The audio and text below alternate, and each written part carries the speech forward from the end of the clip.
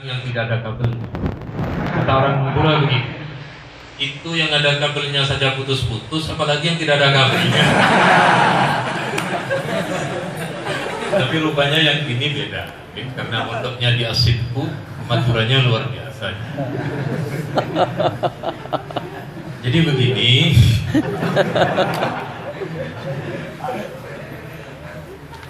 Jadi ketika itu sudah ada dua, virusnya sendiri membahayakan, kemudian taharronya, rontoknya mayit itu lebih membahayakan, maka karena di sini ada dua madorot, madorot yang pertama itu untuk mayitnya sendiri, sementara madorot yang kedua itu bagi orang lain, maka tetap didahulukan yang madorot untuk orang lain inilah yang kemudian diprioritaskan, diwajibkan.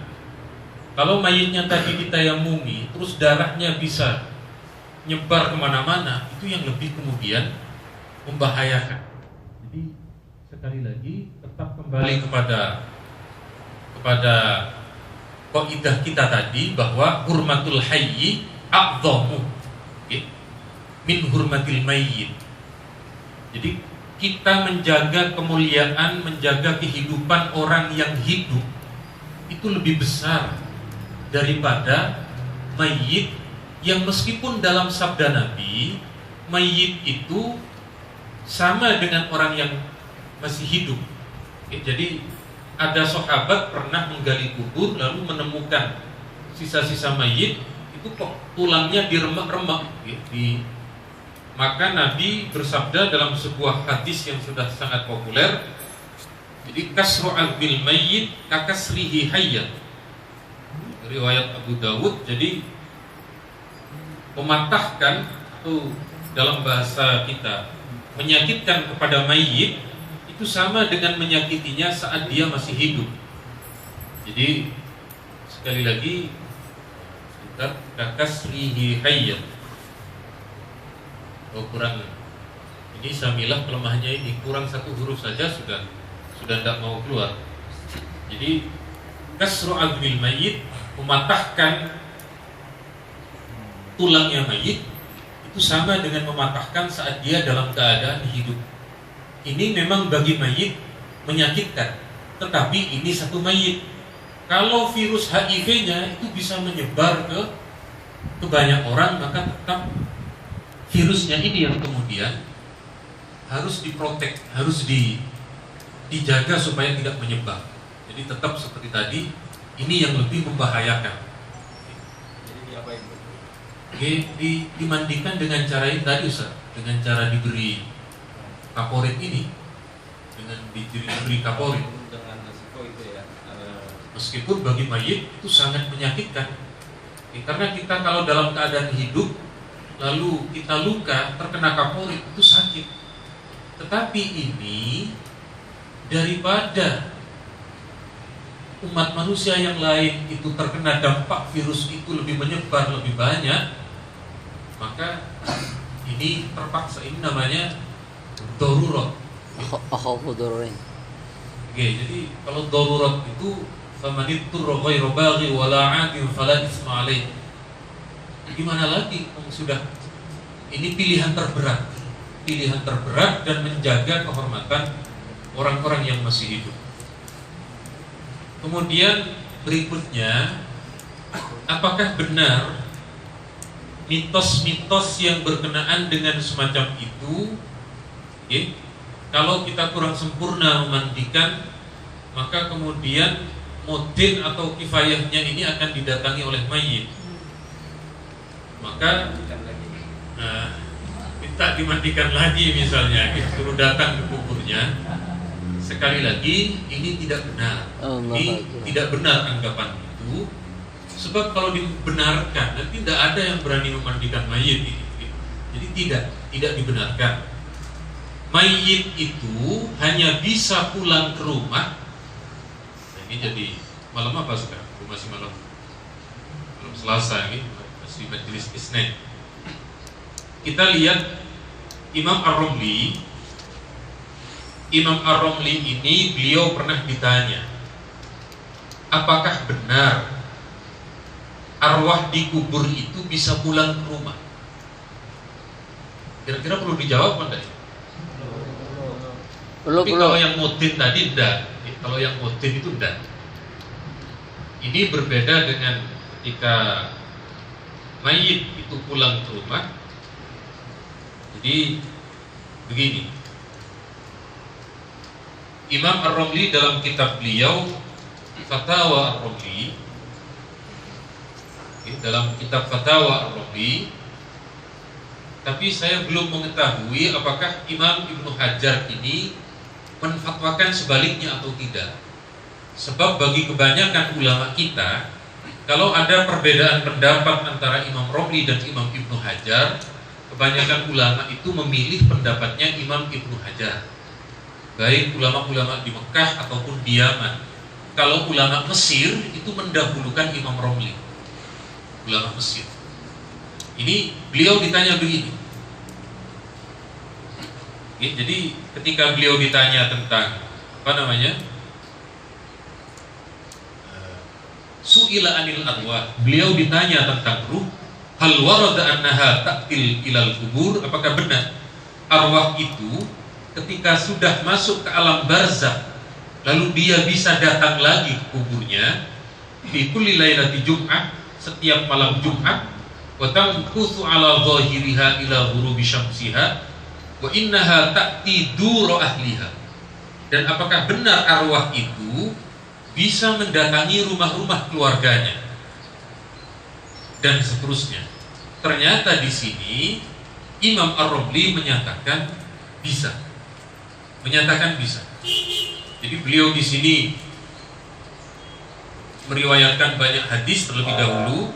Kemudian di sini kata beliau, waqad warada annaha ta'ti kuburaha wa duru ahliha fi waqtin yuriduhu Allahu laha. Hanya saja kapan waktunya kita tidak tahu. Sebab Allah terkadang memberi izin kepada ruh itu. Silakan kamu pulang, kemudian tidak sampai lama kemudian balik. Makanya ketika kita tidur, ruh kita bertemu dengan ruh orang yang telah wafat itu beneran. Jadi ruh dengan ruh kumpul ketemu di alam ruh itu memungkinkan. Dan itu yang disampaikan oleh Profesor Quraisy Shihab dalam salah satu kajian Ramadan beliau. Jadi memungkinkan. Yang tidak memungkinkan bagi sebagian orang antara ruh dengan alam jasad, kecuali orang-orang yang memang oleh Allah diberi kesempatan, seperti yang dialami tadi malam kata Habib Quraisy, kata Habib Quraisy, beliau bisa mengalami seperti itu. Jadi, kalau saya yakin beliau bisa, dan juga dari kalangan kiai-kiai memang ada yang seperti itu, termasuk Kiai As'ad. Jadi Kiai As'ad dulu ketika mau muktamar itu luar biasa, perjalanan spiritual beliau dengan Sunan Ampel, sehingga NU yang saat itu sudah luar biasa, kemudian bisa kembali ke khitbah tanpa ada masalah. Itu sekali lagi karena ada irtibat minal ahya wal amwat. Cuma ini ya sulit untuk dijelaskan secara visual, karena kita belum studi banding ke sana. Cuma yang jelas ada.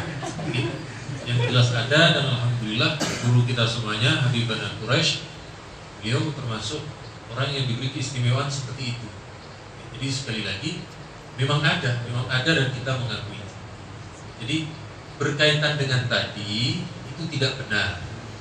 Kemudian juga di kampung kita kalau ada orang mati, tali pocongnya tidak dilepas, itu ada mitos kalau pocong ini nanti bergentayangan di kampung, bisa jalan-jalan lah. Kok enak betul? Kenapa aja kalau tidak ke mall bisa jalan-jalan? Bedanya, kalau di mall itu bukan pocongan, tapi potongan 50%. Ini mirip-mirip. Jadi sekali lagi itu bukan, itu namanya setan. Jadi setan ini terkadang ingin menfitnah. Jadi supaya orang ini geger, maka setan itu yang kemudian mentakhayyulkan mayit itu supaya di kampung terjadi fitnah. Jadi kalau ada orang mengatakan, saya tadi malam lihat pocongnya si itu di atas pohon, itu sekali lagi bukan. Kenapa? Karena alam hidup kita ini terus berjalan ke depan, tidak bisa balik. Kita hari ini yang sudah lahir ke dunia tidak bisa balik ke alam rahim. Wong dulu keluarnya kita saja merepotkan ibu, apalagi mau masuk lagi, itu tambah berat lagi. Nah, orang yang sudah masuk ke alam barzakh, dia tidak bisa keluar, tidak bisa balik lagi. Alamnya, kecuali kalau di alam arwah ketemu dengan ruh, itu memungkinkan. Tapi kalau di dunia, sekali lagi tidak mungkin. Matur nuwun, ini sudah 3 jam Ustaz. Mulai tadi pagi maksudnya. Ya, terima kasih. Jadi kesimpulannya adalah bahwa kita harus memperlakukan mayit itu sama seperti halnya kita memperlakukan orang-orang yang hidup. Ya, mayit merasakan kesakitan seperti halnya orang hidup kesakitan ketika diperlakukan sesuatu hal. Ya, tadi hadisnya kasratul mayit kasri hayyan. Nah, persoalannya kemudian menjadi masalah ketika terjadi dua hal yang harus kita pilih. Mana yang didahulukan antara yang meninggal dengan yang hidup. Ya, dalam persoalan HIV, kalau dimandikan secara aturan maka khawatir terjangkiti oleh HIV, AIDS. Maka ketika seperti itu yang didahulukan adalah kehormatan orang yang kehormatan dan kesehatan orang yang hidup. Dan seperti itu. Makanya pilihan tadi adalah pilihan yang tidak normal. Kalau normalnya adalah kita menghormati orang yang meninggal seperti hanya kita memperlakukan orang-orang yang masih hidup. Itu yang pertama. Kemudian yang kedua adalah bahwa yang namanya setan atau mayit mendatangi itu tidak benar. Boro-boro mendatangi mudin, urusan dengan malaikat saja repot. Ya, saya pernah membaca satu kitab karangan Syekh Ismail, ya, Al-Fatawa Al-Yamaniyah, ya apa itu? Qurratul Ain itu ada pertanyaan, bagaimana hukumnya jelangkung? Jelangkung atau jelangkung ya di? Jelangkung. Ma yusamma bi jelangkung di Jawa. Apakah itu betul apa tidak? Itu ada teksnya langsung. Jawaban beliau bahwa itu tidak betul. Kok ada seperti itu? Itu adalah setan yatasyakal biaskal orang-orang yang ingin tujuannya apa? Ingin memfitnah tetangganya, melihat setan yang mirip, kemudian dia berkata kepada tetangganya bahwa saya tadi malam lihat setannya orang yang tadi siang hamil mau melahirkan meninggal. Akhirnya keluarga mayitnya kan tidak terima. Nah, yang diharapkan adalah adanya pertengkaran. Ya, jadi kalau kita melihat tetangga yang sedang melahirkan kemudian meninggal, kok malamnya melihat, langsung saja kita katakan kamu aspal, ya, kamu setan asli tapi palsu. Ya, jadi karena tidak ada orang yang meninggal kemudian menjadi setan. Yang ada adalah setan yang menyerupai orang yang meninggal. Nah, ini biasanya terjadi kepada orang-orang yang di dalam kehidupannya berkubang dengan maksiat. Di setan biasanya yang begitu diambil kesempatan. Jadi setan yatasyakal bisyakli orang yang meninggal yang asik tersebut, kemudian menampakkan diri di, ya kadang di pos kamling, ya kadang datang ke kamar kita sendiri membangunkan gitu kan, hei bangun, malam-malam kan ngopi. Nah itu adalah bukan orang yang bersangkutan, tapi setan yang mencoba memfitnah kita, yang diharapkan dengan begitu kita menyebarkan itu menjadi sebuah berita yang kemudian ditanggapi oleh keluarga mayit dengan penuh kemarahan, sehingga terjadilah apa yang setan harapkan, yaitu pertengkaran di antara sesama umat Nabi Muhammad Sallallahu Alaihi Wasallam. Demikian saya kira cukup, ya. Untuk hal-hal yang kurang kemarin sudah dicatat nomor WA-nya, yang belum itu nomor rekeningnya belum dicatat, ya. rekening listrik.